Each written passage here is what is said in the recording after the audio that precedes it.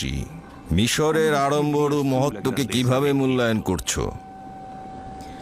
যদিও বড়দের সম্মুখে কোনো কিছুর তারিফ আদবের বরখেলাপ, তবে যেহেতু মহামান্য বাদশার আদেশ রয়েছে তাই বলছি। মিশর অনেক বিশাল ও জাঁকজমকপূর্ণ। আমার বিশাল আকারের পর্বত ও মরুভূমির কথা মনে পড়ে, কিন্তু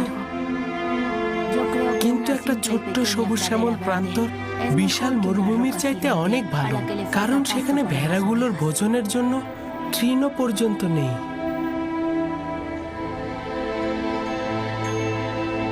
তার মানে কি মিশরের কুদরত ও বিশালতাকে পর্বতের ন্যায় ভাবছো? কিছুটা সেই রকমই আলী জনাব। কুদরত বঞ্চিতদের সেবায় ব্যবহার হলে সেটির সৌন্দর্য মহান। সাবাস, সাবাস ইউজারসিফ, তুমি